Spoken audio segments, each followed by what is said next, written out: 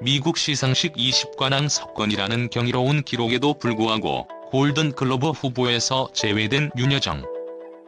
미국 주요 매체들 역시 윤여정의 스놉에 대해 이해할 수 없는 결과라고 입을 모으고 있다. 미국 유력 매체 버라이어티는 3일 제78회 골든글로브 시상식 후보 발표 이후 미나리 윤여정의 후보 제외는 이해할 수 없는 결과라면서 윤여정뿐만 아니라 선댄스의 달링 미나리 주연 배우가 주연상 후보에도 오르지 못했다. 골든글로브는 미나리는 미국 영화임에도 불구하고도 외국어 영화상에 경쟁하도록 하는 기이한 결정을 내렸다고 보도했다. 뉴욕타임즈 역시 같은 입장의 기사를 냈다. 이번 골든글로브의 이해할 수 없는 후보 결과 중 하나로 미나리의 연기상 후보 지명 제외로 꼽으며 이민자를 다룬 영화 미나리를 작품상 및 각본상 후보에 올리지 않고 외국어 영화상 부문에 올린 것은 나쁜 선택이라고 전했다.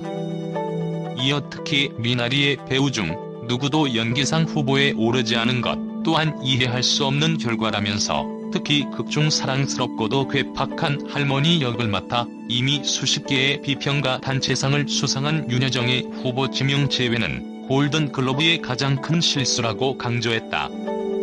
또 다른 연예 전문 매체 ET 역시 윤여정의 여우조연상 후보 탈락은 이변이라고 꼬집었다. ET는 영화 부문을 드라마와 뮤지컬, 코미디 장르로 나누어서 시상하는 골든글로브가 조연상 부문은 한 부문으로 통틀어 시상해 늘 인정받아야 할 후보들이 탈락하는 일이 벌어진다며 하지만 미나리는 작품상이 아닌 외국어 영화상 후보로 지명할 때부터 문제가 됐다. 이는 골든글로브가 미나리 전체를 무시한 데 이은 것이다. 특히 유력 후보인 윤여정의 여우조연상 탈락은 말이 되지 않는다.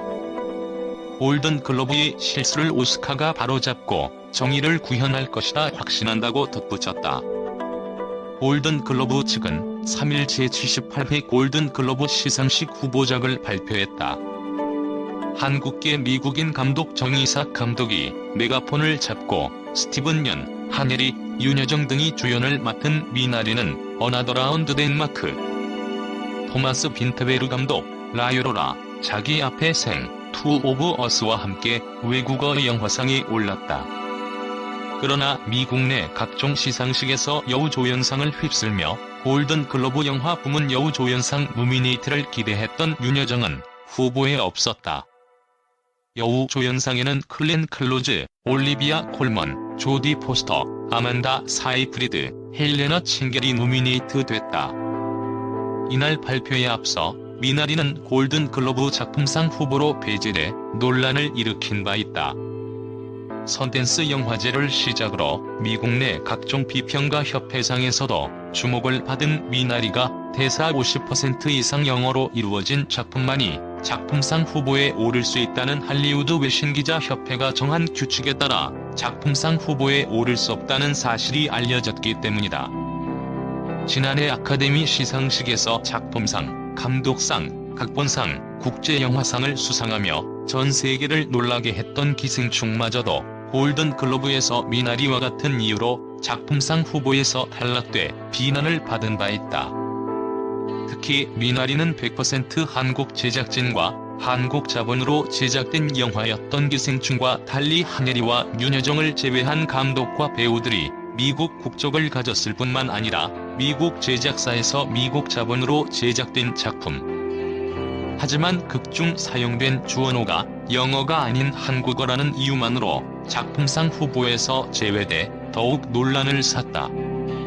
더욱이 미국 내 주요 비평가 협회상에서 20개의 여우조연상을 받으며 미국 내 유력한 연예 및 영화 매체들이 예측한 올해 오스카 가장 유력한 수상자였던 윤여정까지 여우조연상 후보에서 탈락되면서 아시아 영화에 대한 차별에 대한 비난을 피하지 못할 것으로 보인다. 미나리는 희망을 찾아 낯선 미국으로 이민을 선택한 한국인 가족의 따뜻하고 특별한 이야기를 그린 작품이다. 이번 영화의 연출과 각본에 참여한 정이삭 감독은 이미 문유랑가보로 제60회 칸영화제에서 황금 카메라상, 주목할 만한 시선 부문의 후보에 오르며 영화계의 큰 방향을 불러일으킨 명감독이다. 국내선 3월 3일 개봉된다. 스티븐 연, 윤여정, 한혜리, 앨런 김, 노엘 케이트 조 등이 출연한다.